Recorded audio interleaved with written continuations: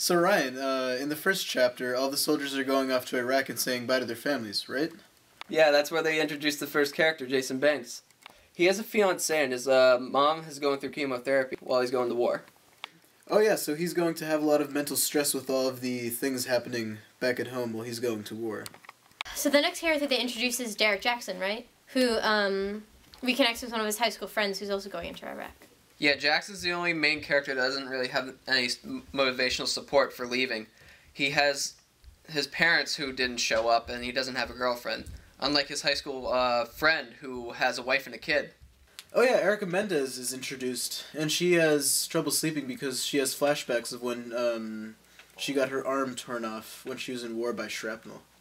Yeah, and she's another character that's actually leaving someone behind as well. Yeah, the final character that we usually see is John Wallace. John Wallace has been to Iraq before. He has a wife, 2 kids, and a dog. Oh yeah, that's the character that on his last night spent time working at his family's tool shop rather than spending time with his family. Yeah, so Wallace comes home late. His wife's upset about him because the kids made him a cake and a going away party for him on his last day, and she's not really happy about that because she wants her kids to be happy and see their dad before he goes.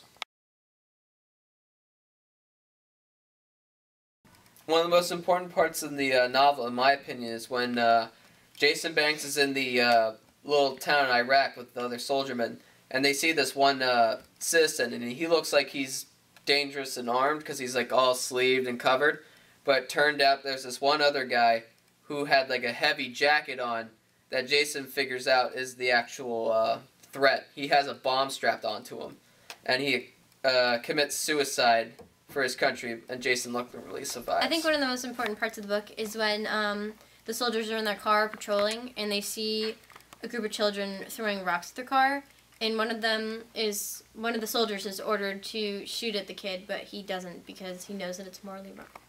So I think one of the most important parts of the book was when Jackson died, because the rest of the people in his squad were hit really hard by that, because they finally realized how brutal war actually is, because they lost someone they loved. In the first chapter, you learn about like how the characters are like getting situated to go to Iraq, and then you learn in the next chapter how they get situated, how like they get comfortable with being in a war, being in a different country that's totally different from theirs, and some of them are having a decent time with that, but some are having a hard time with that. An example of that is John Wallace. When you see in the novel, John Wallace has flashbacks of when he was in Iraq before, when he was attacked, his platoon. He tries to help as many as he can, but unfortunately he couldn't help everyone, and he is mentally scarred for this, and you see that before, too, in the first chapter, when he's seems depressed. Later in the book, the soldiers are patrolling the streets, and they pass a dead donkey in the middle of the road. Little did they know there was a bomb in the donkey's mouth, and they were ambushed by terrorists. These soldiers are then patrolling again, and see an Iraqi kid holding a paper bag that could be containing a bomb, and is going to throw it at the soldier's truck. Webster is ordered to shoot at him, but he disobeys his orders because he knows that it is morally wrong to shoot at a child. Later, the soldiers are pinned down by a sniper in the middle of a town.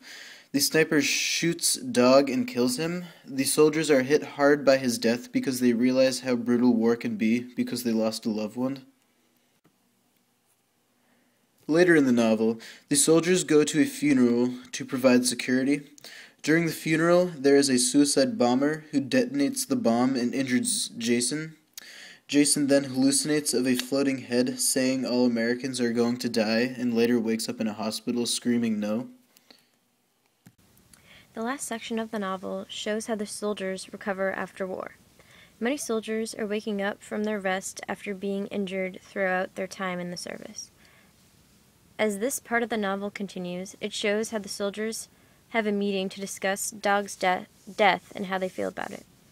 The last chapter of the book begins by showing a flashback Mendez has about how Dog dies, followed by her return to her boyfriend she left at home. Wallace is the next soldier to be shown returning to his wife and kids. To finish off the novel is the epilogue section. This section shows Wallace sharing with his wife that he would like to return to the service to continue fighting. In the last few pages of the novel, the panels are shown with very little dialogue as Mendez visits Dog's grave to say goodbye.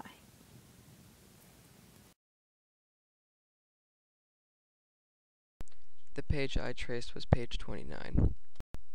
On this page, John Wallace comes home to find his wife upset with him because he came home late from working at the tool store when his kids prepared a very nice going away party for him, and he wasn't there, and now they're all in bed.